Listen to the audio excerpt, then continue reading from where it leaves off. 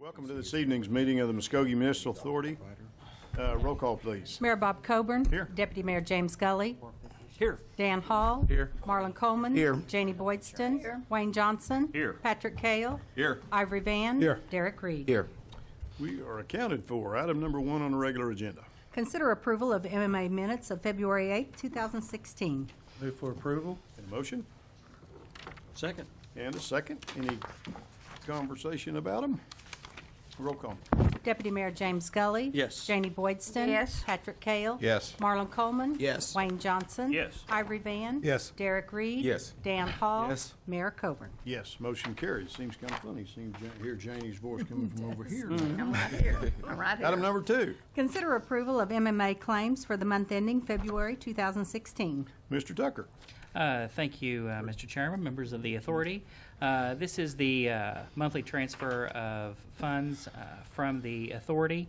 This month we have $863,848.33 that'll be transferred to the City of Muskogee General Fund, $255,800 that'll be retained in MMA to fund water and sewer obligations, which is our debt service. Happy to answer any questions. I recommend approval. Move for approval. Second. Motion and a second. Any discussion? Roll call. Deputy Mayor James Gully. Yes. Janie Boydston. Yes. Patrick Cale. Yes. Marlon Coleman. Yes. Wayne Johnson. Yes. Ivory Van. Yes. Derek Reed. Yes. Dan Hall. Yes. Mayor Coburn. Yes, motion carries. That concludes our agenda for that meeting, and we will now go to a special call meeting, Muskogee Redevelopment Authority. Roll call. Mayor Bob Coburn. Here. Deputy Mayor James Gully. Here. Dan Hall. Here. Marlon Coleman. Here. Janie Boydston. Here. Wayne Johnson. Here. Patrick Cale. Here. Ivory Van. Here. Derek Reed. Here. Item number 1. Consider approval of MRA minutes of February 2nd, 2016. We've got minutes to approve. Is there any, Move for approval. Second. we've got a motion and a second. Is there any discussion? Roll call. Deputy Mayor James Gully. Yes. Janie Boydston. Yes. Patrick Cale. Yes. Marlon Coleman. Yes. Wayne Johnson. Yes. Ivory Van. Yes. Derek Reed. Yes. Dan Hall. Yes. Mayor Coburn. Yes, motion carries. Item number 2. Consider approval of corrected resolution number 2605 relating to the issuance of a note series 2016-A in the principal amount of $1,600,000 to facilitate capital improvements to the Love Hat Box Sports Complex, waiving competitive bidding and authorizing the note to be sold directly to the Muskogee Medical Center Authority, authorizing the interim executive director to negotiate the loan and repayment agreement subject to certain terms and conditions set forth herein, authorizing the chairman to execute the same, approving and authorizing the issuance and securing payment of the note, providing that the organizational document creating the authority is subject to the provisions of the indenture, authorizing and directing the execution of other documents relating to the transaction, as well as consider approval of the loan agreement between the City of Muskogee, the Muskogee Redevelopment Authority, and the Muskogee Medical Center Authority, or take other necessary action. We're going to give you a star for that tonight. That was pretty good reading. Mr. Tucker. Mr. Chairman, members of the authority, you all may recall seeing Resolution 2605 when it was brought before the authority several weeks ago, when we actually previously came before you after having went to the Muskogee Medical Center Authority to obtain a loan for capital improvements for G-Fest. The loan was granted for $1.6 million at a rate of 3% over the course of 3 years. As the loan agreement was being prepared by counsel for the Muskogee Medical Center Authority, there was one request that they made, and that was to strike a reference to the 2016 Public Music Festival known as G-Fest, specifically the date 2016. The implication being the Public Music Fest would only be 1 year, despite the fact that the implication being that it would take at least 3 years of music festivals to pay off the loan from the proceeds. So we have brought forth the corrected resolution, striking reference to the date of 2016, leaving their reference to the Public Music Festival known as G-Fest to account for subsequent years of music festivals. Additionally, we have attached the loan agreement that has been reviewed and brought forth for your approval. This does comply with the terms that have been previously agreed to, that were brought forth by the authority and were approved by City Council. Happy to answer any questions, and I recommend approval. Is there questions or comments for Mr. Tucker? Move for approval. Second. Got a motion and a second. Any discussion? Roll call. Deputy Mayor James Gully. Yes. Janie Boydston. Yes. Patrick Kale. Yes. Marlon Coleman. Yes. Wayne Johnson. Yes. Ivory Van. Yes. Derek Reed. Yes. Dan Hall. Yes. Mayor Coburn. Yes, motion carries, and that concludes the Muskogee Redevelopment Authority. We'll now go to our City Council agenda.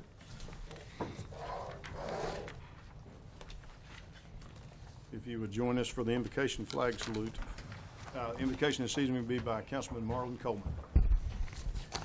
Lord, we thank you so kindly for this day. We pray your blessing, O God, upon us for guidance through the direction of your Holy Spirit, Father, that you may assist us and give us direction for the directions that we need to make concerning your city and the citizens thereof. In Jesus' name we pray. Amen. Amen. Please join us for the flag salute. Attention, salute, pledge.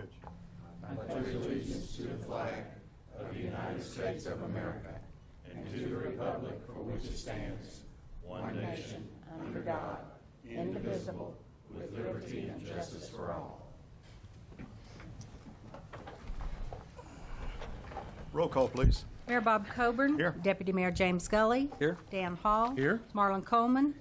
Here. Janie Boydston. Here. Wayne Johnson. Here. Patrick Kale. Here. Ivory Van. Here. Derek Reed. Here. We are accounted for. We have a special presentation this evening, so Mr. Ivory Van, Councilman Ivory Van, will start us on that.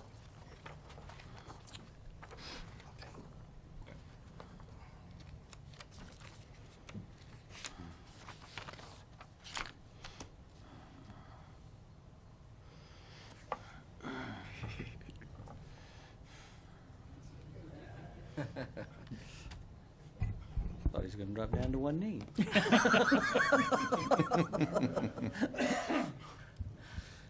Good evening, City Council. Tonight's a very special night.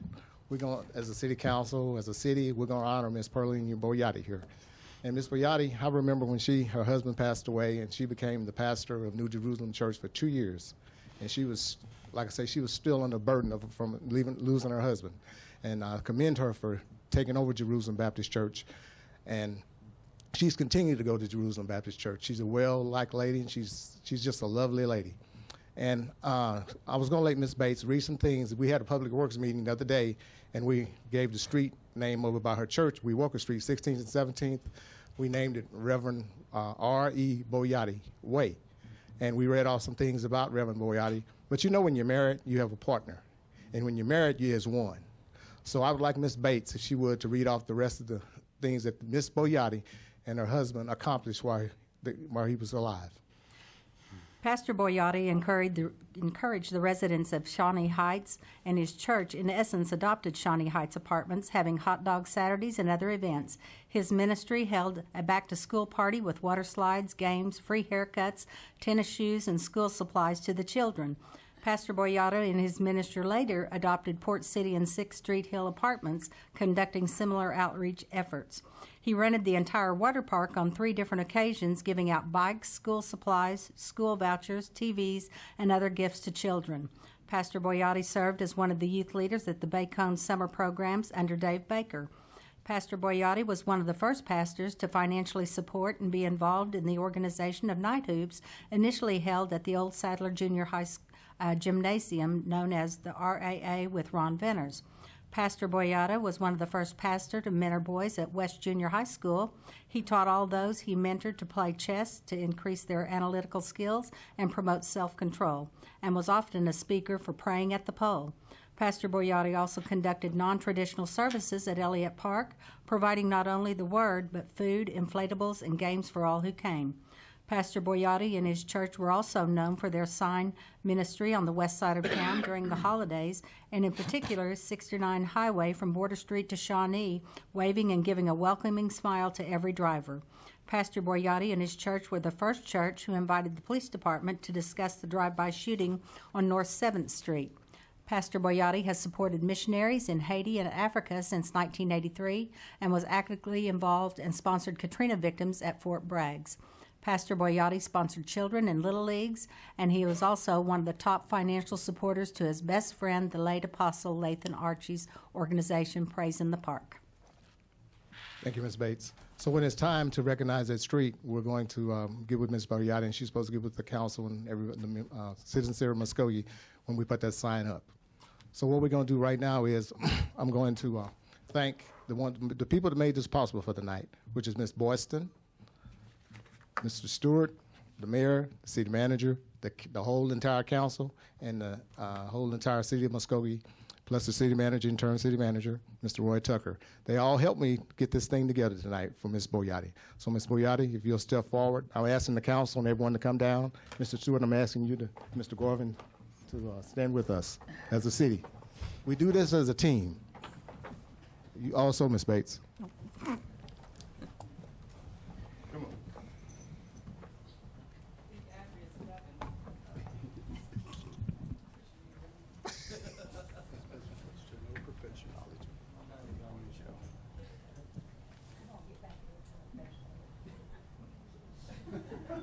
So, Ms. Boyati, on behalf of the city of Muskogee, we'd like to present you with this flower piece here. Ms. Boyston, she perfectly arranged it.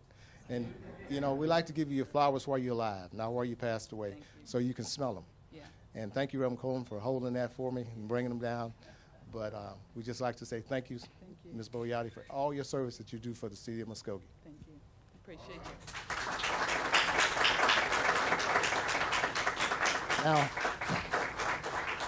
Now at this time, I'll turn it over. We got another surprise for you, Ms. Boyati. We'll turn it over to our distinguished mayor, Mayor Bob Coburn. Ms. Boyati, we want to recognize a couple of additional things, and we're going to fill your both hands up. Pearline Boyati, in recognition of your service to the citizens of Muskogee on the Streets Advisory Committee as chairman of the Facilities Board, and for your tireless work on the Martin Luther King Community Center project, we just want to say thank you with a plaque. Thank you, Mayor. Thank you. And we've got a key to the city as well to present to her. So we're going to fill up both hands and have to have some help taking care of all that stuff. Yeah. Thank you. Anything you would like to say in addition?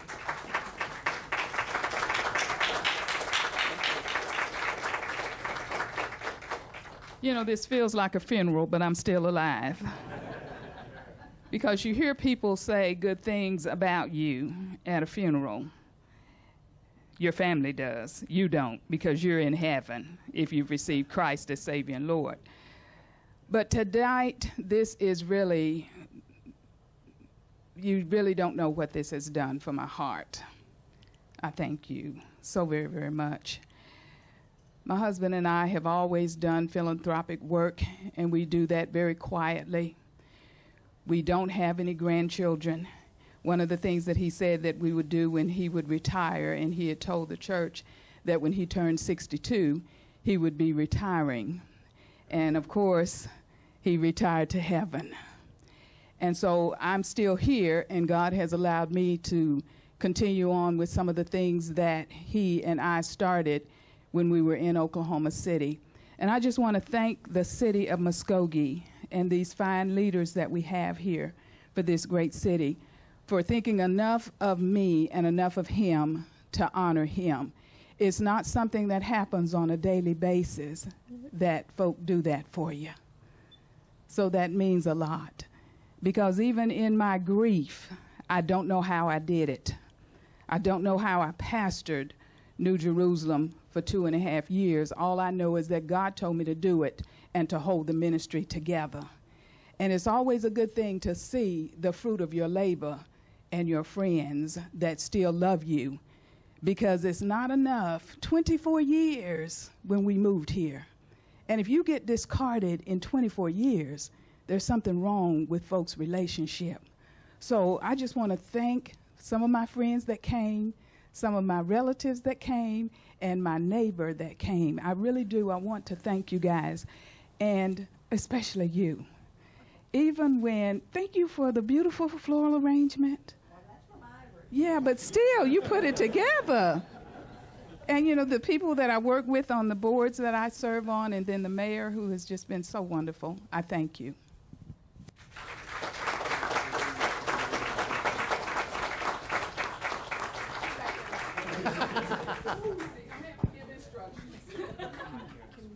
Give her a hug, everybody. Come on, let's hug her tonight. There you go.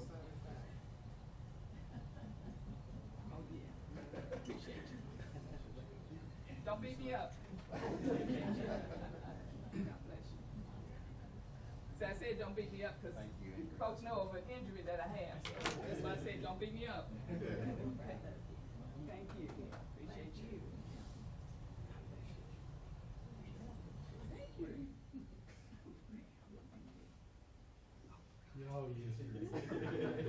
This is like hugging my son. He's big like that too. Thank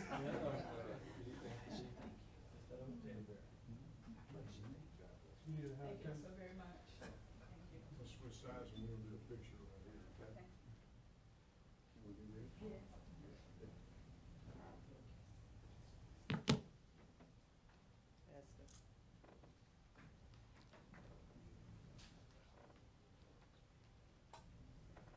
That's right, I forgot to put that, yeah. That was, you're right, that's when you made me. Promise me that you're right. Yeah, and he would be so excited and so happy today. And of course, I'm happy in his stead, and our son is happy too, even though he's not here. Thank you. Yeah. Thank you all so much. Thank you.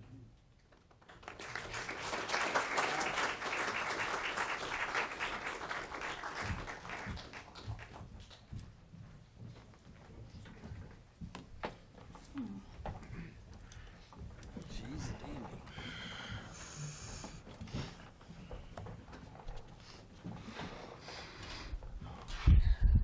Are those 4 numbers in? Where are we? Minutes? Minutes, okay. We've got 2 sets of minutes, February 22nd, 2016 minutes, and then special call session, March the 8th, 2016. We'll consider both those together. Is there any additions or corrections to those? And if not, we'll entertain a motion. Move for approval. Second. Got a motion and a second. Any discussion? Roll call. Deputy Mayor James Gully. Yes. Janie Boydston. Yes. Patrick Kale. Yes. Marlon Coleman. Yes. Wayne Johnson. Yes. Ivory Van. Yes. Derek Reed. Yes. Dan Hall. Yes. Mayor Coburn. Yes, motion carries. We'll now consider our consent agenda, which is items 1 through 14. Is there anything anyone would like to move to the regular agenda? Move for approval. Second. A motion and a second for the consent agenda, items number 1 through 14. Any discussion? Roll call. Deputy Mayor James Gully. Yes. Janie Boydston. Yes. Patrick Kale. Yes. Marlon Coleman. Yes. Wayne Johnson. Yes. Ivory Van. Yes. Derek Reed. Yes. Dan Hall. Yes. Mayor Coburn. Yes, motion carries. We'll now go to our regular agenda, item number 15. Hold a public hearing and take action on the approval of an ordinance rezoning the property located at 301 North York Street, more particularly described in the ordinance, from C1 Local Commercial District to C2 General Commercial District, and if approved, authorize staff to revise the official zoning map of the city to reflect said change or take other necessary action. Mr. Garvin, and we will consider ourselves in a public hearing.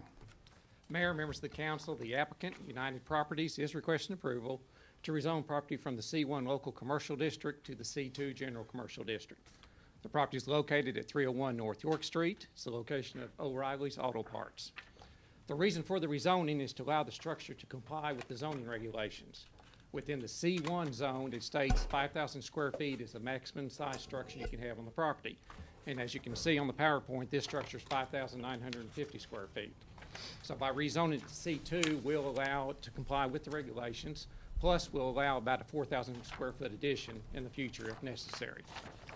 Now, looking at the existing zoning, land use within the area, starting with the site. Currently, the site is zoned C1 Local Commercial, and again, it is O'Reilly's Auto Parts. North is the old Chet's Hot Dog, which is now going to be a donut shop and a single-family dwelling. South, across Broadway Street, is zoned C1 Local Commercial and is Walgreens Drugstore.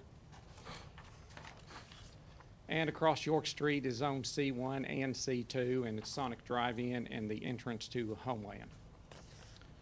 And to the rear, behind O'Reilly's is zoned R1 single family dwelling, and there is a dwelling on the property. If you look at the land use map, it does indicate local and general commercial along the York Street corridor. Therefore, this request complies with the comprehensive plan in the land use map. It's been recommended by staff, Planning Commission, and Public Works Committee. Be glad to answer any questions. Regarding the public hearing, we don't have anybody that's signed up to speak to this item, so we will close the public hearing. Council, is there questions or comments that you would have? I have a question. The Walgreens, does it comply with the current zoning, or? It's non-conforming use the same way O'Reilly's was. When we revised the zoning regulations, previously within the local commercial, it was just 40% of the property could be covered with structures. Under the new regulations, it limits to 5,000 square feet maximum. So they do fall under non-conforming use. But again, according to the land use map, that's York Street is set up for local and general commercial. So if they ever decide to change the zoning, it would be an appropriate change.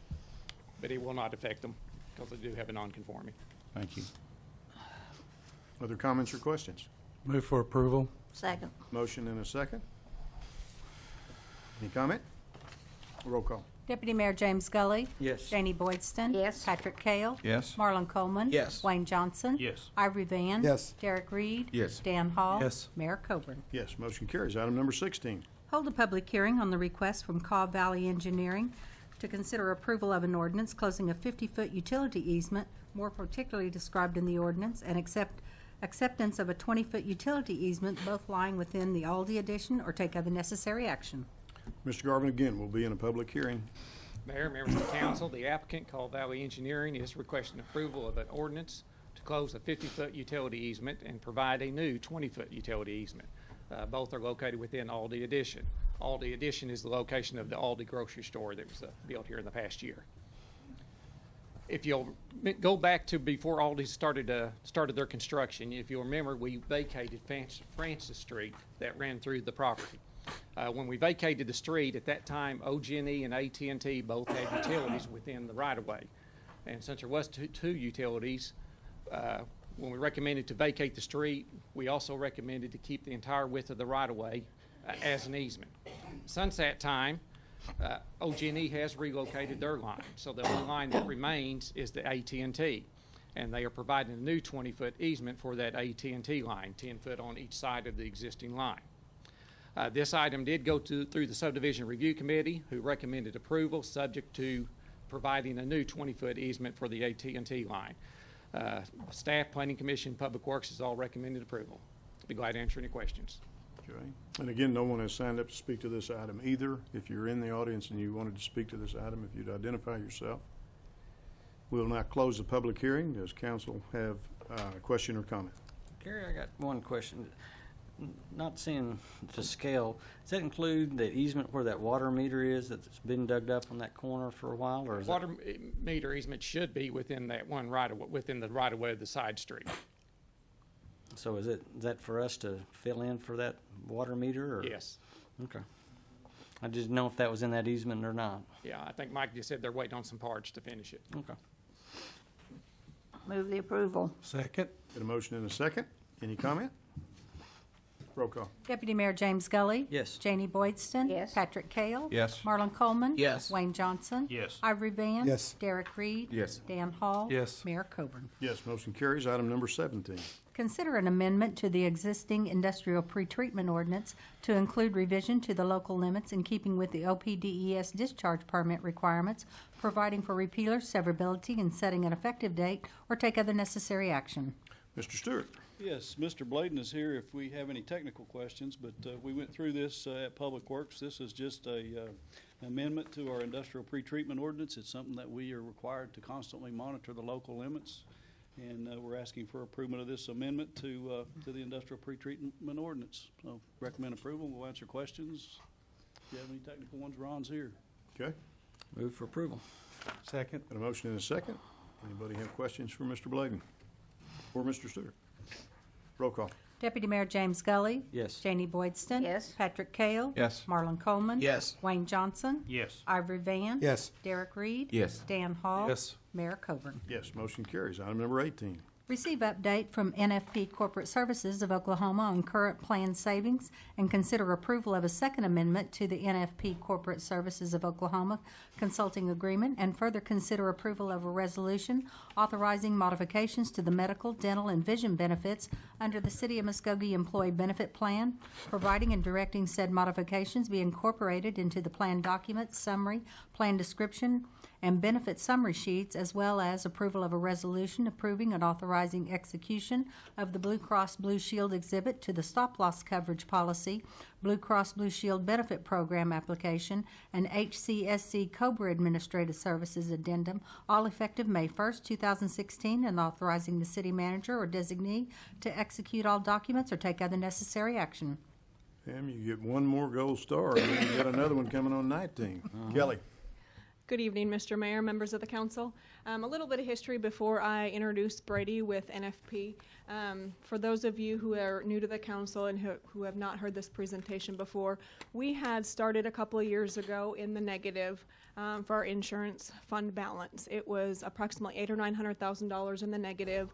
We decided to change to a broker relationship with a new network service provider through Blue Cross Blue Shield, and we are now at a insurance fund balance of $2.5 million. Over the last 21 months, we have saved the insurance plan approximately $1.2 million, and I will have Brady cover some of those numbers. So we have several recommendations this evening for you in regards to the dental plan, the vision plan, and ultimately the medical plan. But before I go over those changes and any recommendations that the Insurance Committee and myself has, I'm going to introduce Brady Ayala with NFP Corporate Services of Oklahoma, which used to be named Machino Huddleston and Associates. That's a name I recognize now, Machine. Sir, how are you? Oh, I did say NFP earlier, didn't I? Yeah, that's right. Formerly Machino Huddleston and Associates. Mr. Mayor, members of council, thank you again for allowing me to be here. Again, I appreciate the opportunity to still be working for you all and the cities of members of the city of Muskogee.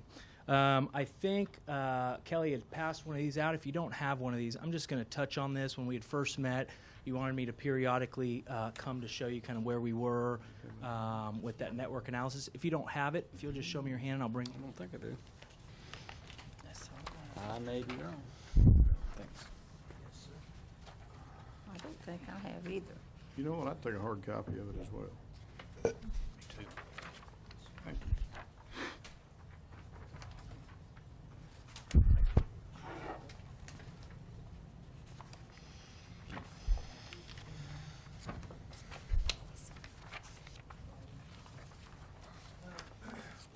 We took a look at this one about a year ago. And really this compares, one of the big things that we had talked about a couple years ago was the network analysis and the story behind moving to Blue Cross Blue Shield. So this just speaks to that. The very top one there goes over from May 2014 to April 2015, which was that first 12-month period of time after we made the transition. Didn't make any real plan design changes, went to the broadest Blue Cross network, everything we had talked about then. Our discount that we received at that time was about 47.5%. That was just shy of our, if you recall, we had gotten a guarantee from Blue Cross. That was just shy of that number. We did get a reimbursement or a credit back from Blue Cross. We had talked about that last year as well. Now, we made some changes. We came before you all last year and made some changes to that plan. The changes were supposed to continue to drive that deeper discount. So you'll see just below that, May 2015 through January. So all the data we have for this current plan year, and you'll see their percentage, we're at about 56.8% discount. So the things that we implemented last year, we hit exactly what we wanted to do with them. So we're in an even better position this plan year.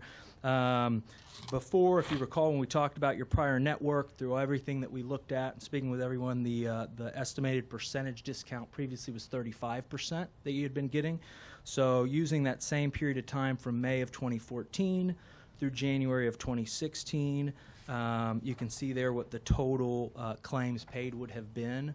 So at the bottom, you can see from that, what is that, 21-month period of time, we've saved the $1.2 million just from that claims number, and that's what Kelly was was speaking to.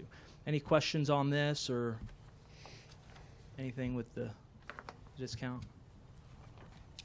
I think it's fantastic. Okay. that you- I think that we you- did what you guys wanted to do Well, I so think far. the question when we started into this process is, can you deliver the discounting that you had said that you could? And I think it's pretty interesting. Thank you. Thank you very much.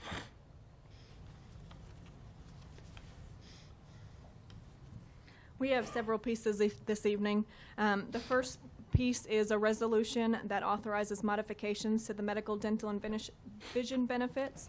And I am going to cover those with you this evening. Our first recommendation that we're going to also give during the budget process, and this is just just for your information at this time, we are going to recommend a 10% reduction in premium costs for both the city and for the employees on all tiers of the medical premiums. We'll discuss that a little bit more in the budget process.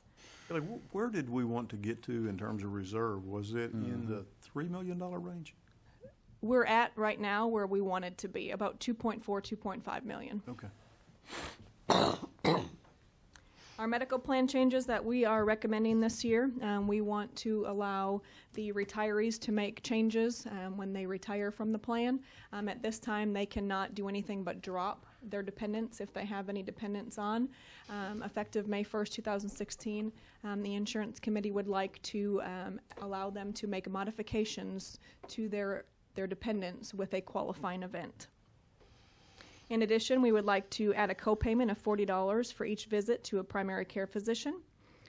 Medical plan benefit period deductibles reduce the individual medical deductible from $1,150 down to $1,000 per covered person or spouse for both in-network and out-of-network services.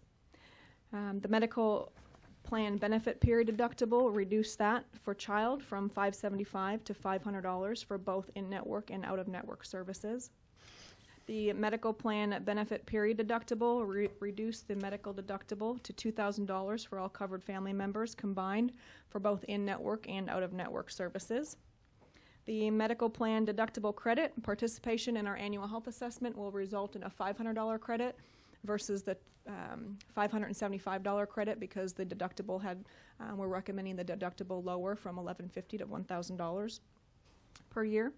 The medical plan out-of-pocket limit for the Blue Service provider services reduced the out-of-pocket limit from $2,650 to $2,500 per covered person or spouse.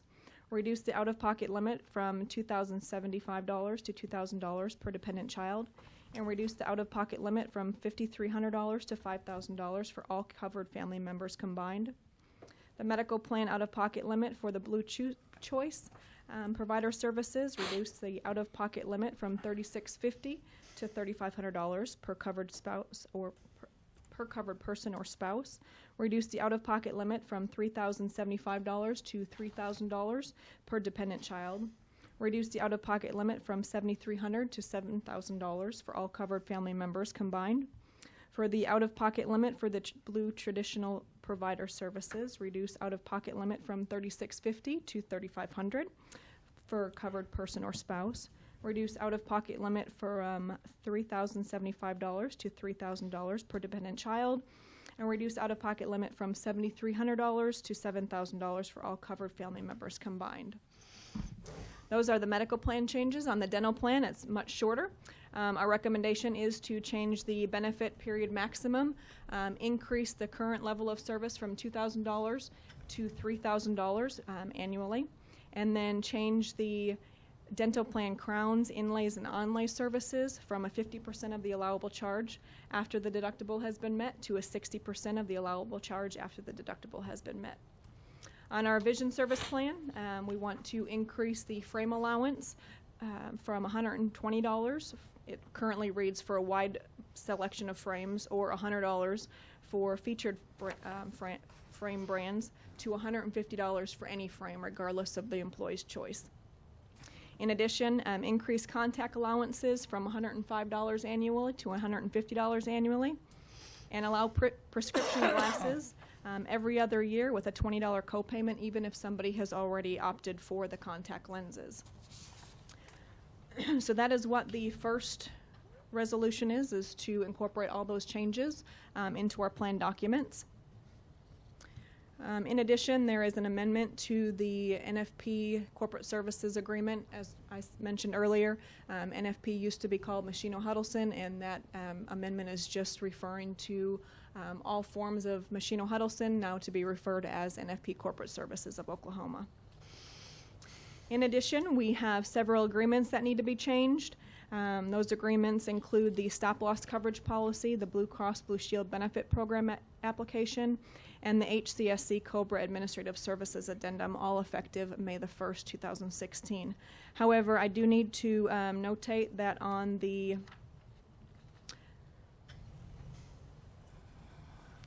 exhibit to the stop-loss, we need to strike the language on page 69 that's currently struck on your draft. It says retiree coverage provision. That needs to be changed to read, a retiree shall be entitled to continue participation in the plan provided such election is made within 31 days from the date full-time regular employment terminated. A retiree shall also be entitled to continue participation for any dependents who were participating in the plan at the time employment ceased, providing the election is made within the same 31-day period. New dependents may be added after the retirement date at annual open enrollment or through a qualifying event effective May 1st, 2016. Kelly, did you say no new dependents or new dependents can? New dependents can. So the no is what's being strict? Yes, sir. Okay. Can you balance my budget? Can I? I'd be happy to. It might take me a couple of weeks, but. Where will this leave our reserve anticipated? There's one question. Then second would be, how much of our reserve present is from the experience rating changing? We've been through a very difficult several years with some pretty high claims. And so I don't want to take away from your credit because you all have, obviously are due some credit, but how much of it is improvement in plan cost and how much of it is our experience rating changing? Do you know that number, or just kind of generally? Being self-funded, you've ultimately always paid your claims, and you haven't had an aggregate year, so you haven't had a maximum liability year where that aggregate has really kicked in. So you've really kind of paid everything. So the 1.2 savings was compared to if you had stayed doing the exact same thing versus the change. So realistically, 1.2 of that 2.4 is ultimately what you could say we brought, I guess, to that change. Is that, I don't know if that answers your question. So we're a little healthier along the way in terms of our claims? Correct. Yes, sir. Yeah. Okay. Yeah, that answered my question. Okay. The question I have is about the adding of a copayment of $40 per visit to primary care physician, and I guess I'm curious about that because if we're saving so much money, then why do we need to add a copayment? Yeah, you want me to address that? Yeah. Currently, we utilize CareATC, and so for all primary care physician visits, there's a $0 cost share to the employee to go to CareATC. There are some employees that we've heard and the insurance committee has heard, they still like to go see a primary care physician. At this point, they pay the full dollar amount for that. So it may be $100 or maybe $100 for them to pay out of pocket for that visit. So by adding the $40 copay, it's actually increasing the benefit to the employee if they prefer to go to that primary care physician. So they're only paying $40 instead of the $100 or $120. So it's reducing their out-of-pocket expense? Correct. Yes, sir. Thank you.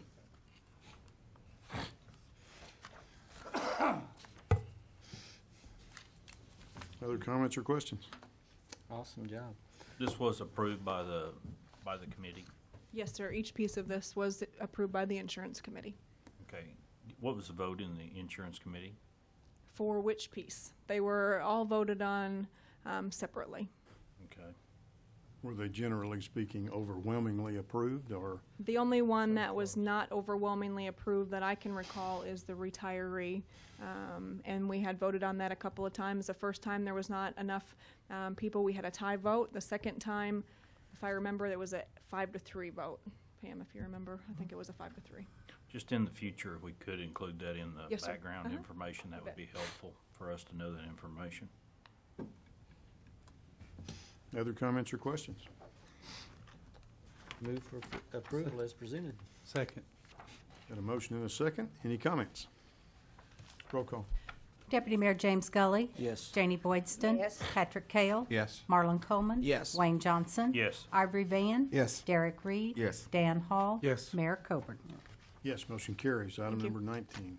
Consider approval of the following corrected resolution, number 2602, approving the incurrence of indebtedness by the Muskogee Redevelopment Authority, issuing a note series 2016A in the aggregate principal amount of $1,600,000 to facilitate certain capital improvements to the Love Hatbox Sports Complex in the city of Muskogee, subject to the note indenture and loan agreement, waiving competitive bidding and authorizing the execution of a note, securing the same to be repaid in and from a pledge of revenues from unencumbered related fees to the Public Music Festival and parking revenue, authorizing the same to be sold directly to the Muskogee Medical Center Authority, authorizing the issuance and securing the payment of the note, providing that the organizational document creating the authority is subject to the provisions of the indenture, authorizing and directing the execution of other documents relating to the transaction, and of a loan agreement between the City of Muskogee, the Muskogee Redevelopment Authority, and the Muskogee Medical Center Authority relating to the same, as well as an amended Love Hatbox Complex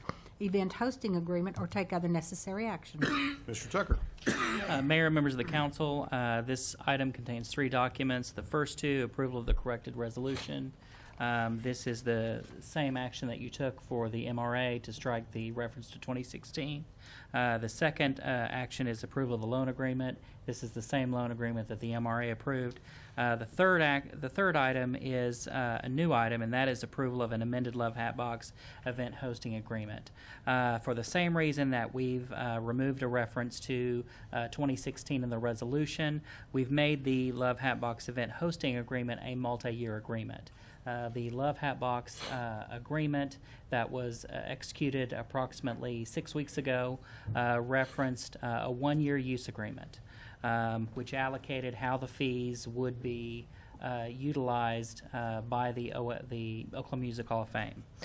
This agreement is now presented before you to be a multi-year agreement, and does account for multi-years of the G-Fest, and is for use of the Love Hatbox Sports Complex to host that festival for multiple years. So that's really the only change from the original agreement. Happy to answer any questions on any of the 3 items that are requested for approval. Now, as this money is being spent, will it come back to us to show us where it's being spent at, or? In fact, some of the items will. Those that are under $25,000 will not, because those are the ones that have been approved when we brought the plan up for what we were going to spend it on. Those do not require. Those are within the purchasing authority of the manager. But anything that has been sent out for bid that requires sealed bids will be brought forth to the council, such as the street striping, the Wi-Fi was just brought up. In fact, there were some bid openings that were done today, so those will be brought forth on a special call meeting on Tuesday for your approval.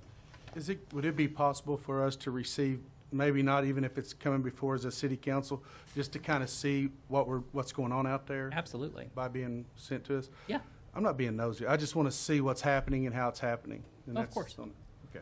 Yeah, and we can separate those items from the claims list on a spreadsheet so that they're easily articulable, and you can know what we have budgeted for versus what was actually spent, so that you can determine whether we were close when we estimated what we needed. So that's easy enough to do. Okay. Thank you. Move for approval. Second. Got a motion and a second. Is there any other comments or questions? Roll call. Deputy Mayor James Gully. Yes. Janie Boydston. Yes. Patrick Kale. Yes. Marlon Coleman. Yes. Wayne Johnson. Yes. Ivory Van. Yes. Derek Reed. Yes. Dan Hall. Yes. Mayor Coburn. Yes, motion carries. Item number 20. Consider approval of lowest bid from Cook Construction, LLC, in the amount of $57,420 for citywide water main repairs projects, or take other necessary action. Mr. Stewart. Yes, I'm going to start out by saying bless the citizens' action reports. What that has done is that has showed us that we have well over 200 active water leaks, and I had Danny Gable, who is the distribution superintendent, water distribution superintendent, put me a report together just today about just to get an average on what we're doing. For the last month, according to Danny's records, we've repaired or replaced 99 complaints, and that includes line repair, service connections, taps, and fire hydrants. At that same time, we also received 98 complaints. So 99 fixed, 98 received, and by the way, this kind of varied by week, and we'll continue to do so. And water leaks are really, they hinge on a lot of the weather conditions. It's when it's real hot and it's real cold, these numbers will go up, so it's kind of a moderate time right now. So these could actually go up drastically on the repairs. But what that shows me is that we can't get ahead. We can't get caught up.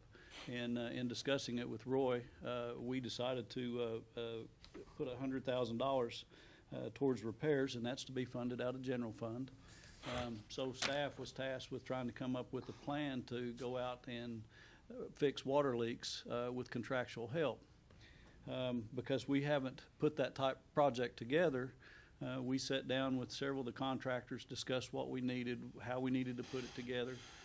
We came up with doing it by an hourly quote, which we've got the bid packets in your packets. We decided to do it more or less by the hour, and we had a pre-bid conference. We held it up here, and we discussed it with all three. Mack, Tonto, and Cook, all three showed up. We had no addendums needing to go out, so we were pretty clear that we're all kind of new to this, and we're trying to develop this program. So we went ahead and put that out for bid. 3 were received. Out of those 3 that were received, Cook Construction was the lowest at $57,420. We're asking for your authorization to move forward with this. There's still a lot of things that we need to work out. We're going to have a city employee out there with them. Somebody's going to have to do the shutdowns and actually find the leaks. I've asked Danny to really look at the leaks that we have on the books and to identify some that have been out there for a long time. Let's try to get those first. I've asked Danny to try and really look at the ones that we know are the cities, because as you well know, some of these leaks are right at the hydrant. Could be the property owners, could be the cities, and we don't want the contractor out there trying to discover that. That's something that we need to do. So we're trying to really identify what lines that we know are our responsibility. We're also trying to really look at the 2-inch lines. If we have anything bigger than that, our staff needs to respond to that. If it's anything, gets up into 24s or 30s, then we'll be up here asking you guys for more assistance. This is a program that we're trying to develop. Danny Gable and George Kingston are both here, can help answer any questions. We do ask for your approval. We're going to probably figure out what we need to do better as we go forward, and I'm sure there's a lot of things that we can do better, but we need to get into the program to discover that. So recommend approval. I've got a question. On the $57,420, you said hourly rate. Is this an estimate in hours of work done, or? Yes. Okay. Yeah, we sat down and then just tried to really aim it at the 100,000. And as you can tell, if you look at the bids, it went from 168,500 to the 57. So we didn't really know what range that was going to come in at. Now we do have a better idea, so when we put something together in the future, we'll have a better idea on how to do it. I like your thought process. Yeah, these contractors are, some of them, and in visiting with Justin, sometimes they're just looking for work for their employees to stay busy when they're not doing projects. So that's why the prices vary so much. But we're just trying to work it out. We know we're going to have problems. We're going to check with them every morning. They're going to check in with Danny in the mornings. He's going to give them a list of where we need to go. We're not wanting them out there all day and all night, but we want to get as far as we can with that money. Part of that 57,000, as I said, we budgeted 100. Part of that's going to have to be for materials. So we're going to get real close to that 100. So Mike, how long would you guesstimate it would take if this works the way you hope it does to get that 200 under control to where we're, having 98 come on and 98 go off, and we maintain that? Are you thinking that's a couple of year process, or is that a? After I've watched this first go round, I think I can answer your question. Right now, I'd be really just shooting in the dark. Okay. But that's the goal, and we're looking at it. We looked at it real hard at budget time. We're trying to develop something to get us caught up. And in the meantime, our lines aren't getting any newer. They're just getting older. And we're going to continue to have these failures. So we've got to come up with a better plan. One of the other things that I was looking at, just for your information, you know, back in the 80s and 90s, we had 20-plus employees in that water distribution department, and we're down to 16. When you take somebody out and have them researching the leaks, you take somebody out and you have them going out doing the Okie locates, you can only really run 2 crews a day to fix these leaks. And then when you have water leaks that occur in the middle of the night, you strain your employees, and sometimes we may have 1 crew because the other one was out all night. So we've got some issues. And again, that's one of the reasons why we've got that water system analysis going on. They're supposed to come in, throw open our books, look at all our problems, and try to help us develop a plan to move forward. We think this will get us caught up. We're not going to sit here and tell you this is going to solve our problem. Are there other cities that are doing the same thing with an outside contractor in terms of leak and repair? There's many that do that. A lot of them have a lot bigger size crews and go at it at different ways. But again, that's what the water system analysis is supposed to do. Right. Look at what we do, look at what other communities do, and just really evaluate what our problems are. Well, I'd like to applaud staff for looking at this in a different manner. One, this is, you know, I think this is a response and action where we identified a problem. One, you got to put in process, you know, a system to identify a problem. You know, we've been hearing complaints on the water system, but here when you identify it and you know you got that many leaks out there, and then when staff looks outside the box and goes, look, hey, can we do it a different manner or a different way? They put together, and this is not a normal bid process. I mean, this is a very unknown. We're treading on new water, new area, and so they really had to think outside the box. I really like to applaud staff, and there's going to be some interesting areas and things that they don't know about and how to deal with things. But I think it's looking at it in a different way and at solving an old problem and really helping our existing employees get a handle on things. So yeah. I think it's a great project and a great idea, and really it's going to get back to customer relations at trying to help some of our community. Yeah, Thank you. Well, I'm sorry. I had one more point that just occurred to me, that we're not trying to get these contractors to do a cradle to the grave fix. In other words, I don't want them to go out there and saw a driveway, fix the leak, come back and put the driveway back. That's not the intent. The intent is to get the leak fixed.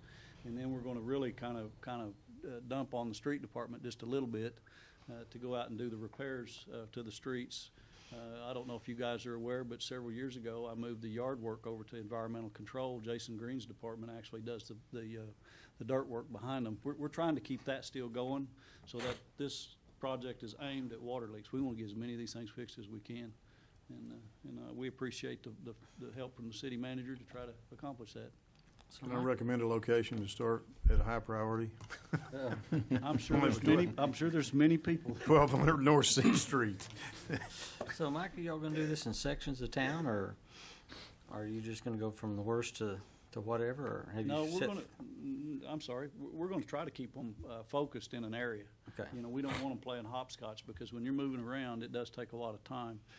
Again, I want Danny to look at the ones that have been on the books for a long time. That's really what I want to prioritize, the ones that have been out there for, and I've heard 2 years at some of them.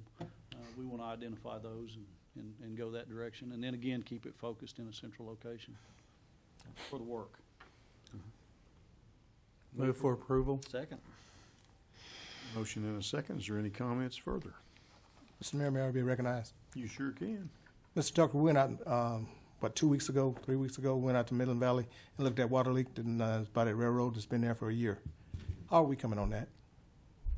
I'd have to check into that. Look, I'm not sure off the top of my head right now. Mr. Gable, would he know? I would have to say that wouldn't be appropriate to talk about. Yeah, we're kind of off subject on this agenda item. No, but we'd be willing to put your report together on Yeah, that. absolutely. Okay. I'd like to have a report on it, because it's been over a year, and it's going through people's property and ending up in a pond. That's, we're wasting water. Good. Any other question or comment? Roll call. Deputy Mayor James Scully. Yes. Janie Boydston. Yes. Patrick Kale. Yes. Marlon Coleman. Yes. Wayne Johnson. Yes. Ivory Van. Yes. Derek Reed. Yes. Dan Hall. Yes. Mayor Coburn. Yes. Motion carries. Item number 21. Consider approval of change order number 6 to construction contract with Goodwin & Goodwin Incorporated for the Martin Luther King Street rehabilitation, or take other necessary action. Mr. Stewart again. Yes, this item is to add about 2,000 square yards, actually 2,000 square yards of that Merafi geosynthetic fabric. And it's also to do a weather day change of 52 days. Actually, 37 of those are weather days. And the weather days are allowable by contract. That's the way the contract's written. But we are asking for an additional 15 days, which is just a two-week period. When you have to install the Merafi, you've got to go out and you've got to undercut the base area. So it's going to take some time for them to cut it out, remove the base, come back in with the Merafi and with the gravel compaction, and put it back. So that is going to take about 2 weeks. We're currently at the area right around 18th Street to Military. That area is at the very bottom of that hill, and it is saturated. We do need to do that. Jessica Zwartz is here, and she's put together a real quick PowerPoint to show you some of the more technical side of it, and then we'll be glad to answer any questions. Before she does, I would like to point out that our East Side Sewer Project is currently 318 days over. The total on this one, and I had it here in front of me, is going to be 190 days is what Martin Luther King will be over. Again, I want to restate that. The East Side Sewer currently is over 318 days. It's the same weather-related problem. We went through those same weather days. We had engineers from both companies, Holloway for the East Side Sewer and Garver for the Martin Luther King, look at the weather days and evaluate them, and they came up pretty close to the same days. And by the way, the 318 on the East Side Sewer isn't all weather. There were some issues with our bypasses and our pumps and some things that really caused them not to be able to work on the East Side Sewer. But again, 318 days over on that. We run 180 days, which is just almost the same thing that this project is running over on the Elliott Drainage project. So just to show you that these are running pretty consistent with the weather days. We do recommend the approval, and Jessica has got a couple of slides here she's going to show you to really make you understand why we need that Merafi product. That one's not as blurry. Evening. I wanted to show you a couple things if we do not use this fabric, what's going to happen in even just a short period of time. If you look at the screen, there's a pothole. This was a subgrade failure, and if we don't use this, this is what can happen within a year or two even. A lot of you have seen these around town and other places that you visit. I know my hometown has a lot of these. This is a report. It's really kind of difficult to see. GFAC Engineering came out and also observed the same subgrade issues that the city is. It's not just me out there looking at these peripherals. It's them as well. This is kind of what we're looking at out here. If you put a 25,000-pound truck on that, it's going to cause the indentions into the road.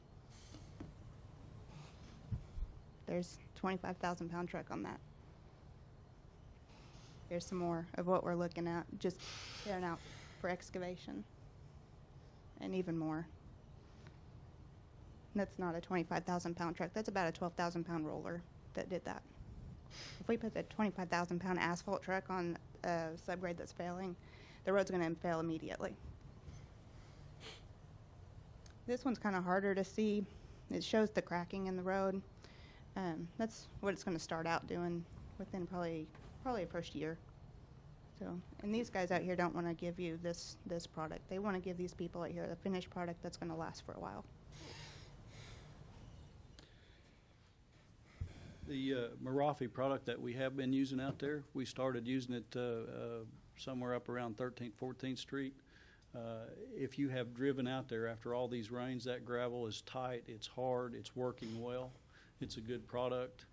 We had Garver review that. We also had Garver here at the last council meeting where we asked for the Merafi change to explain why we needed that and why that it wasn't required in the initial contract. And I'll answer any questions, but we do recommend approval. I will tell you that currently they had 25 employees out on the job today. They had 3 separate crews. They had one working on the dig. They had one pouring major intersections, and they had one pouring sidewalk and curbs. They intend to keep that many people out there. I asked them today if they can finish it on April 25th. It's the day that if you approve this change, that would be the day, and they seem to think they can.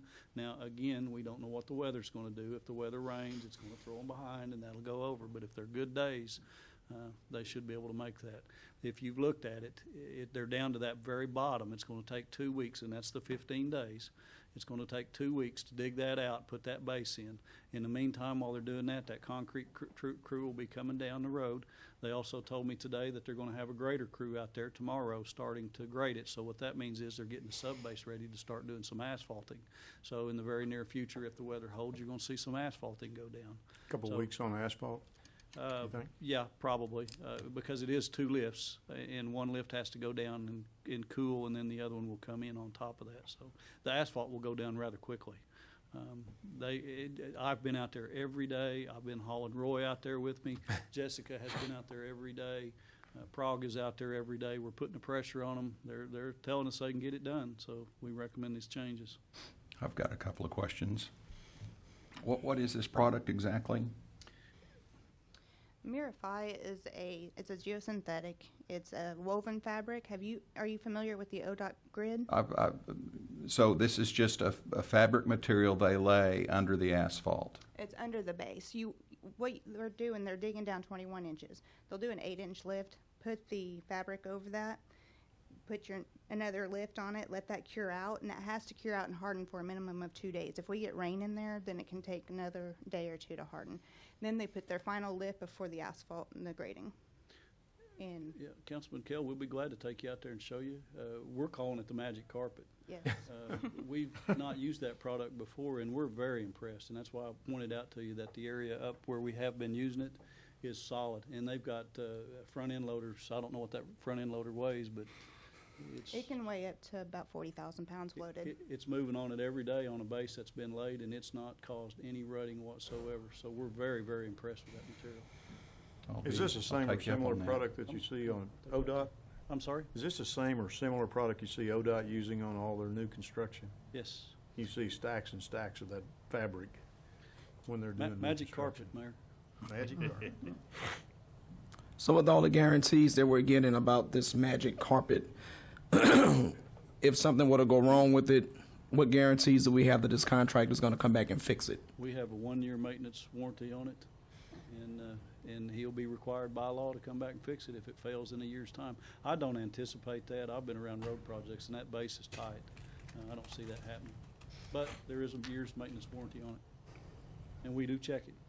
Mike, is there any manufacturer's warranty on the material? That would be between the manufacturer and the contract, not between the manufacturer and the city. Oh, I understand. Yeah, oh, okay. But we'd still go back on the contractor. Right, right. And I guess my concern is if we do these additional extensions for this magic carpet and then it fails and we've delayed the residents or given them a great inconvenience for this amount of time and then we have a raggedy street in 2 years. I mean, that's my concern. Well, here's the real issue is if we don't do the magic carpet, it will fail. Or we've got another choice, and that's to excavate even deeper and come back. You go down to something solid and then come back with layers of gravel. This product actually cuts that time down, and it's a proven product. So we're pleased with it. We think it's great. Again, Councilman, it's got a 1-year maintenance warranty on it, and we will watch it. If we see any failures, we will have them back out there. And if they don't, we can pull their bonds. I went out there, and where we've had a road there, the reason it looks so bad is because the water runs underneath our road, and they've got to get it built up and shored up so we won't have those issues again. If you remember, ever since they put that road down, especially as it comes down off that hill, it's always been crumbling and breaking every year that they've done something down there. And I know it's an inconvenience for the citizens on that road, but if they just will wait just a little longer, I mean, it'll be a nice road. It'll probably be one of the best roads we have in Muskogee. It's just, I've been out there and I watched these guys working, and there were several crews doing different things today and yesterday. Because I've heard some of the complaints that you've heard. And I know anytime we do something in Muskogee on our streets or something, even like the one on the over on the east side, down David Lane and everything, everybody was griping, when they going to get our streets back? This is not an overnight process. It's going to take several weeks, and then we have rain and stuff. We can't just, it's not, everybody wants things immediately, and it doesn't happen that way. If you want a good product, we always talk about putting our citizens first, putting our infrastructure first now, and I think we're trying to do that. I just think that we want it now. We don't like to be inconvenienced, but to get the best, you're going to have to be inconvenienced just a little bit. And I hate the fact that it's not perfect for them right now, but I promise you, as soon as that road's up and running, I promise you that they're going to like it, and that they'll think about something else to call us about, but I'm sure. But I just think that we need to do the extension just because I've seen what they're doing out there, and they're coming along, and I think I want to go drive on it as soon as it's done. It's got some nice sidewalks, nice curves, and I kind of like watching those guys do it by hand out there, making the curves and stuff, and it's not all this machinery, and it looks really nice. They can come to my house and do mine if they want to. But I like it. I want to move for approval on it just because I think it's a necessary thing, and I think they'll be proud of it when it's done. I'll second it. A motion and a second. Is there any discussion? I agree with the good things comes to those that wait concept. I just want to be certain that the return on investment on behalf of the citizens is something that was worth the wait. I can assure you, I'm out there every day. I make sure that that's compacted before they're going to lay anything on it. If there's anything, if it's not bonded, not compacted, we wrote that off. We put trucks around it, cones, tape, anything to keep them off of it to allow that to bond. And that way, whenever they do lay the asphalt, it's not going to fail. Okay. I guess my issue is we hired an engineer service, Garver. And they should have anticipated this. The material should have already been here. We've already done 2 change orders for this microfit. We should have known through our engineers that we were going to need it for this one. Even if we didn't need it for this, we're going to need it for 24th Street because it's right there at the same point. I appreciate Goodwin being out there with a lot of people now, but when I was on the Street Improvement Advisory Group, they weren't out there. I'm very disappointed in those guys. They weren't too concerned early on when they had good days to work, and now that it's getting closer, now we see some activity. So I'm very disappointed in both Garver, and I'm very disappointed in Goodwin. I don't think they've been concerned about the citizens on that street and the people that use it. I've been very disappointed in both groups, quite frankly. We have that issue on a lot of our projects. It's the very last minute they flood it with employees to get it done. I wish it didn't work that way. I know, but I'm just real disappointed in both groups. Other comments and questions? Well, We had I a am- motion, was that right? And Yes, and not a second. second. We We had had a second. Pat. Okay. All right. We talk about complete streets, though, and one thing I would like to say, Martin Luther King is going to, the addition there is going to be one of the complete streets that we're going to see across town. So it's going to be something that our citizens can be proud of. And one area that we cannot cut corners on is foundation. And this is not the time to get in a hurry, and we got to do it right, so. Okay. Roll call. Deputy Mayor James Gully. No. Janie Boydston. Yes. Patrick Kale. Yes. Marlon Coleman. No. Wayne Johnson. Yes. Ivory Van. Yes. Derek Reed. Yes. Dan Hall. Yes. Merrick Coburn. Yes. We're good? Yes. Okay. Motion carries. Item number 22. Consider change order number 2 for Roscoe Incorporated, original contract on Elliott Dayton Street drainage improvements for additional work of adding 2 to 15-inch storm water pipe drains in the amount of $32,211, or take other necessary action. Mr. Stewart again. Yeah, this item is not required as part of the Dayton Elliott Street project. What we did discover, though, when we were back there behind the drainage that runs between Dayton and Callahan, and by the way, when we were back there doing the engineering work and really laying the project out, the area that you're looking at on the picture, that was just full of debris, trees. You couldn't see back in there. That concrete trickle channel that's down in there was not there, so you couldn't get back up in there. So the design was to clean the drainage ditch and put a trickle channel in it, and that was completed. And Ross Construction has done that. But what we discovered, and by the way, that's just a little ways down. If you're down on the east end of that fence, this is right next to it. And I don't know if you can see, but if you look at the very center of the picture, That's a fence post that's coming down, and you can see the concrete around the fence post where it's just hanging there. I don't know if you can see it real well, but where the wood privacy fence is, you can see where they've stuffed rocks and debris in there to hold their fence in place. So there's a 24-inch, you can see the concrete trickle channel down at the bottom, and then the rubble. There's a 24-inch metal pipe that goes from there back to Callahan Street. So when we started investigating this, after we got it cleaned and we could see it, we started investigating it, and we're seeing that we're about to have 2 neighbors lose their fences. They're about to fall in. So we got to investigating, and we thought we could just fix that one area. Well, when we got to looking, that was a metal pipe that had absolutely no bottom in it. The bottom was completely gone, and that's what happens to metal pipes that were put in back in the 70s and the 80s here. So we decided that it was probably very appropriate to put a change order in because we're going to be back there irregardless. We're going to be back there fixing this thing. That is a drainage easement that goes through there, but Ross is there. It's a $32,000 change. It is very appropriate, and we recommend approval. I will answer any questions. This does require, by the way, we're replacing it with 2 15-inch pipes. The reason we're doing that metal pipe that's in there was actually squashed down to go under a gas line, so we had to change the elevation and put 15s in there. Because we put 15s in there, that required some changing out into the street at the catch basin level, so we wouldn't have water standing out there. So it required some concrete work, 15-inch pipe to replace the 24, and it's I forgot the span of it, 150 feet of it. So recommend approval. It's something we're going to do whether it's this project or not, but we are going to be out there doing it. So Mike, can you go back one slide to where that white privacy, that's an awful steep grade. How are we gonna firm that up so that fence doesn't eventually slide down into that That trickle picture was channel? taken before we put a mat in there, Is it? and we've actually done some stabilization. And by the way, this is one of the ditch lines that will be on the drainage maintenance contract too. So we will take care of that ditch with in-house folks. It'll be part of that. But no, we have gone in there and done some stabilization. That resident there was concerned about that also. Okay. So that picture was before that was put in. Is that as steep as it looks? It's as steep as it looks. Okay. And by the way, those are the areas that we have to get back in, and there's, this ditch line was basically no way to get back in there for us.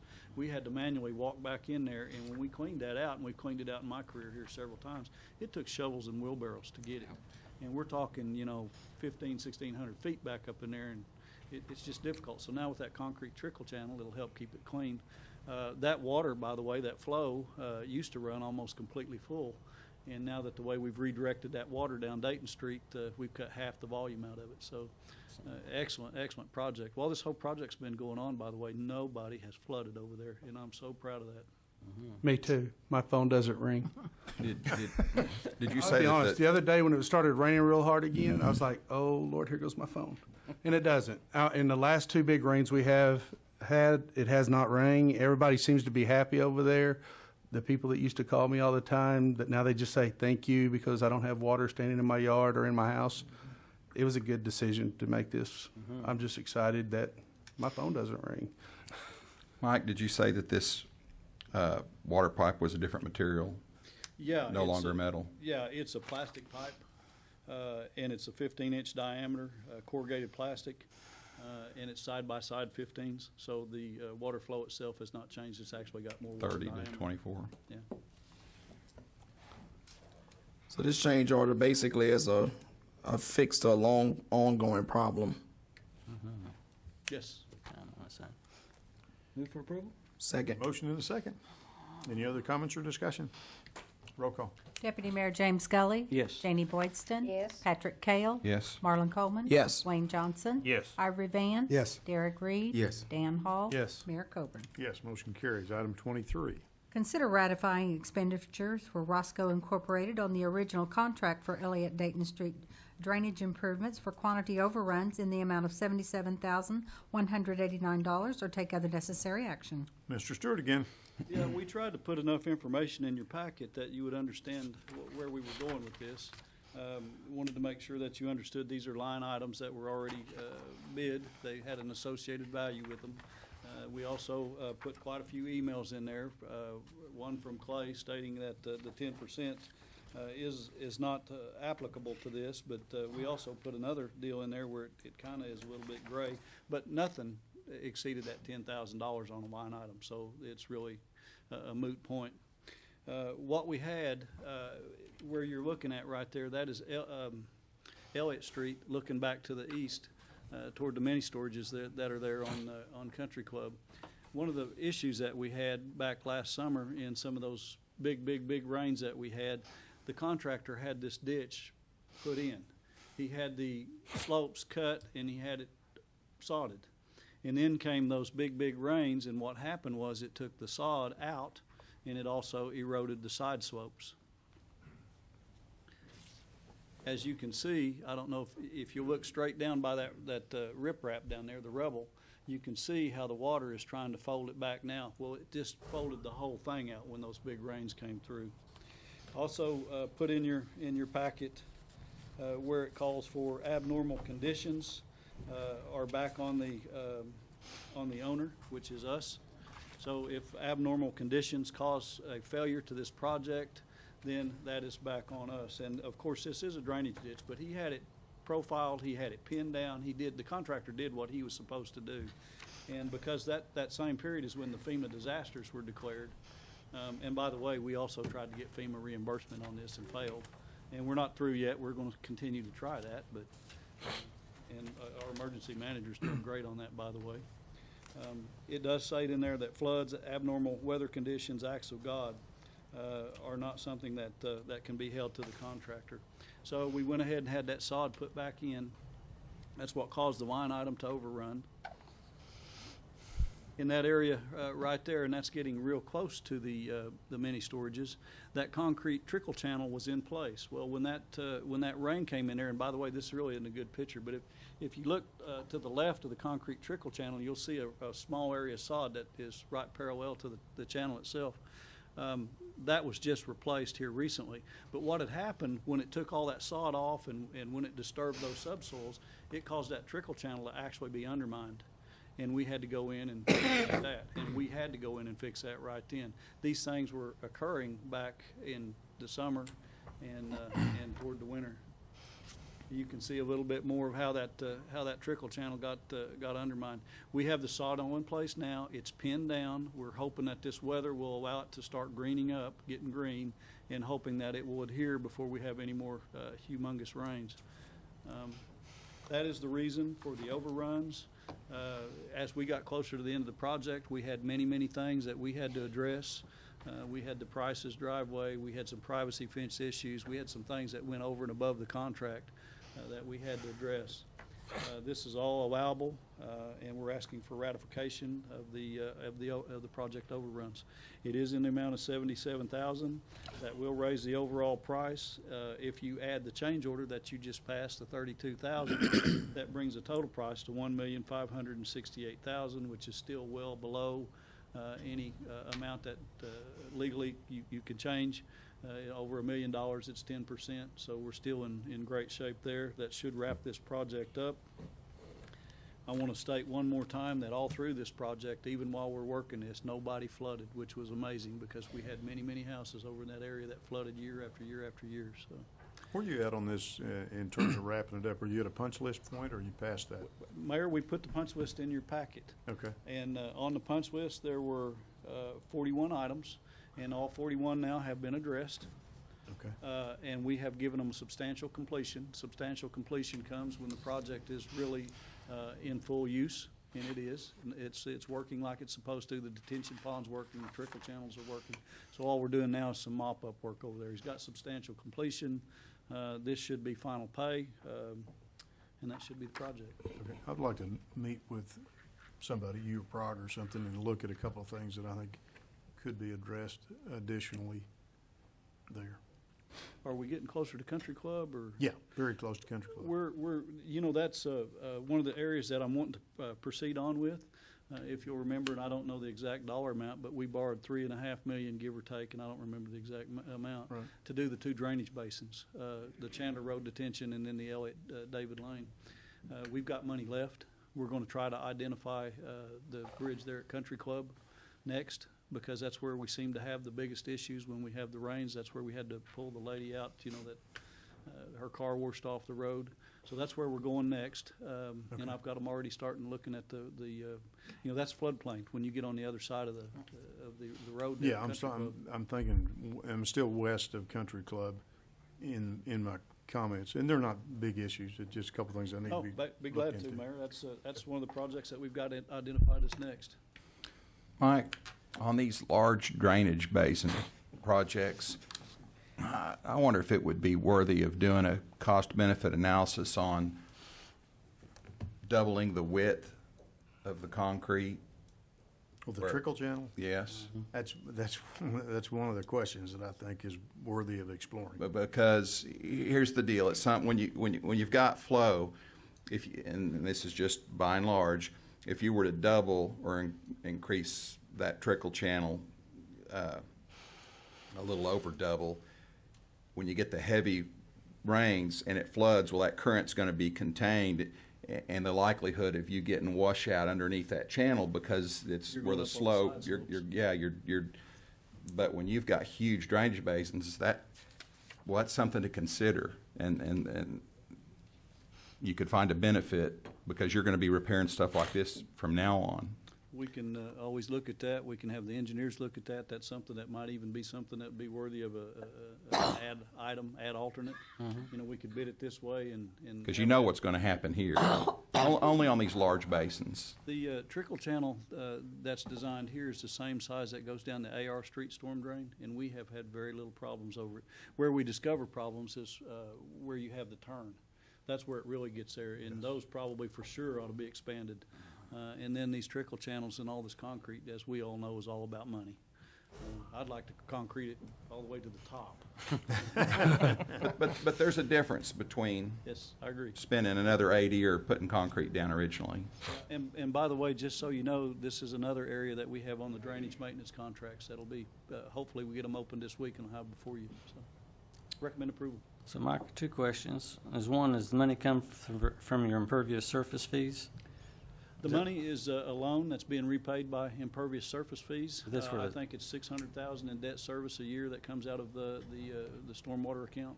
That's where the 77 is going to come from, is from the impervious surface fees. It'll actually come out of the loan that was approved at $3.5 million. Right. That paid for the two projects, and there's plenty of money in there. That's what I was saying. There's enough left that I think I can go ahead and look that at done. Country Club. But I need to get with Gene and see where we are exactly. Uh-oh. This is one of those projects that everybody doesn't think is very pretty, but it's very valuable to our community. And it's kind of like when we were talking about redoing the sewer lines and everything else in Muskogee. It's not pretty. It's not parks. It's not big, nice buildings. But the problems that it has solved, I really like it. And I went around and looked at the catch pond and the reservoirs and everything over the last few weeks, just kind of seeing, man, it's awesome what they've done. It's really a nice setup. I agree with Councilman Kale. I hope I don't do that very often, but it would be nice to have the extra concrete, though. I would like that too. So I guess my other question is, Mr. Tucker, is just for people who are watching on TV, why is it the city's responsibility to pay this $77,000 for having to redo the sod based off the contract?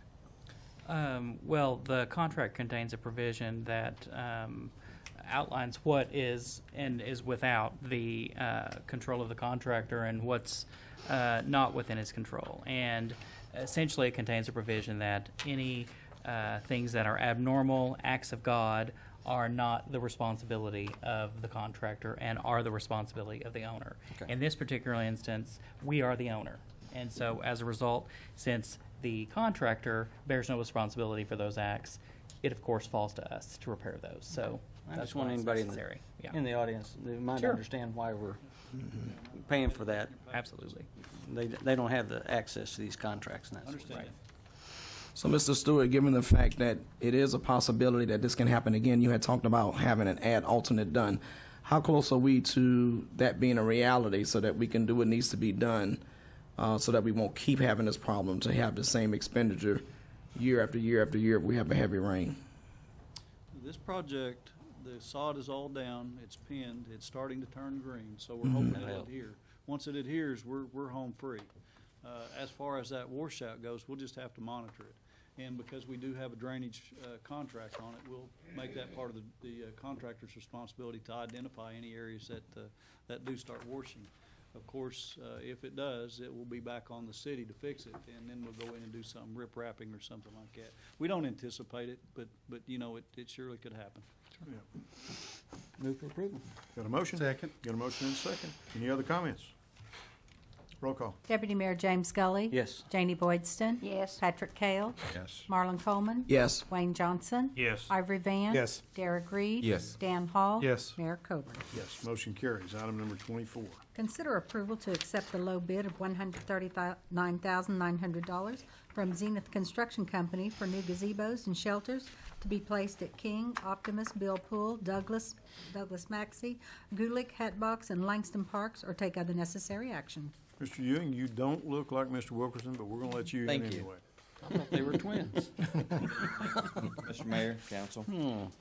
This is part of the 5th year of our 5-year grant for park improvement that was granted to us by the Muskogee Foundation.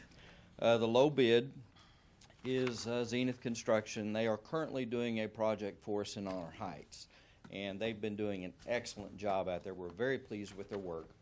And in their low bid, they also spec'd the manufacturer that we prefer, the equipment that we prefer, the structures. So staff would recommend approval. Mr. Ewing, Questions? I am glad to see this on the agenda just for the fact that there's some parks that haven't had anything in them for a long time, and people are wondering when we're going to start putting things back in those parks. That's right. And this is a nice start. At least they'll have a place to go sit and have a picnic. You just need to inform Zenith that we'll be watching them. Maybe not me, but somebody up here will be watching them. Okay. Nothing intended by that, I'm sure. I'm going to move for approval. Second. I think that's a good idea. Motion and a second. Any other comments? Mr. Mayor, may I be recognized? You sure can. You want to defend Councilman, yourself or what? as Councilman Hall said, I definitely will be watching them because we have 4 parks in our Ward 3 on here. We got Gulick, Douglas, Maxey, Optimus, and Hatbox, and they're all in Ward 3. So you definitely know I'm going to be watching them. I'm going to ask you to watch all the parks because we're concerned about all the money, There you go. Well, not just the ones in your ward. I'll go by and look at those too. Okay. Roll call.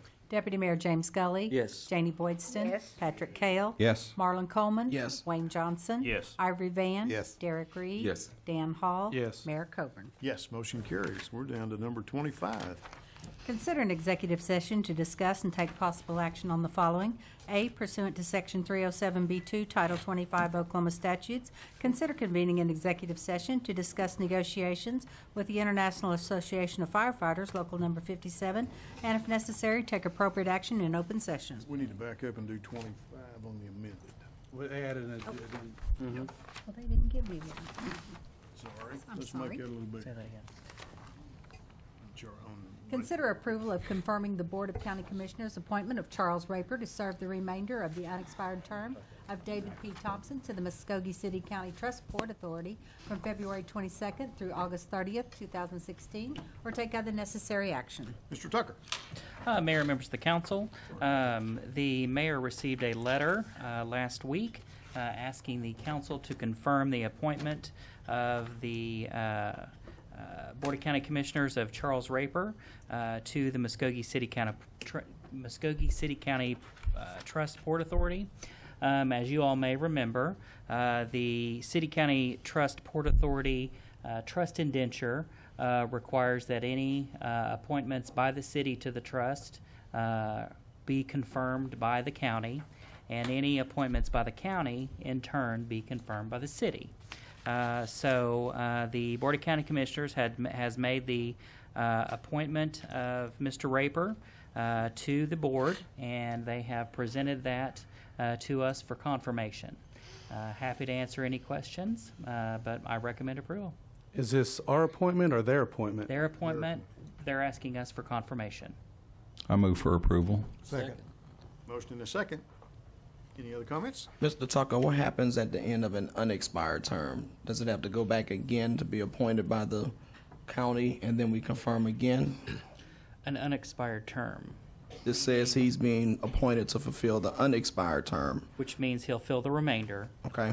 And so, let's say that is August 30th. In August, they'll make another appointment. Okay. To fill that, which will come back for us for For us to- confirmation. okay. Yes.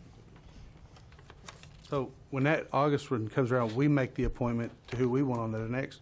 No, It's their appointment. this is the county's board. We're just confirming the county's seat. Oh, okay. We have some, they have some. Correct. And there was at large Yes. as well. Okay. Roll call.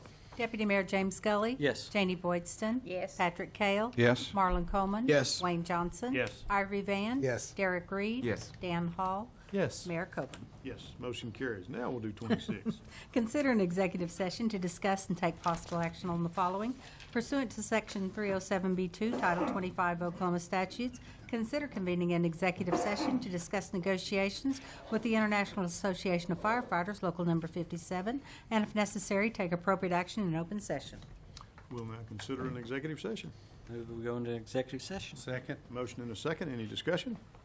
Roll call. Deputy Mayor James Scully. Yes. Janie Boydston. Yes. Patrick Kale. Yes. Marlon Coleman. Yes. Wayne Johnson. Yes. Ivory Van. Yes. Derek Reed. Yes. Dan Hall. Yes. Mayor Coburn. Yes, motion carries. If you will excuse us, we will go into executive session. We'll now reconvene for the executive session. Roll call, please. Mayor Bob Coburn. Here. Deputy Mayor James Scully. Here. Dan Hall. Present. Marlon Coleman. Here. Janie Boydston. Here. Wayne Johnson. Here. Patrick Kale. Here. Ivory Van. Here. Derek Reed. Here. We are accounted for. Mr. Tucker, 26A. Thank you, Mayor. Pursuant to Section 307B2, Title 25 Oklahoma statutes, the City Council did convene an executive session to discuss negotiations with the International Association of Firefighters, Local Number 57. After being briefed on the status of ongoing negotiations, I believe it's appropriate for a motion to be made for the approval of two memorandum of understandings between the City of Muskogee and the International Association of Firefighters, Local Number 57. The first relating to the payment of back wages for former employees, and the second relating to the promotion of the position of training officer. Happy to answer any questions. Recommend approval. I move for approval. Second. A motion and a second. Is there discussion? Roll call. Deputy Mayor James Scully. Yes. Janie Boydston. Yes. Patrick Kale. Yes. Marlon Coleman. Yes. Wayne Johnson. Yes. Ivory Van. Yes. Derek Reed. Yes. Dan Hall. Yes. Mayor Coburn. Yes, the motion carries, and that concludes our agenda. Thank you for joining us.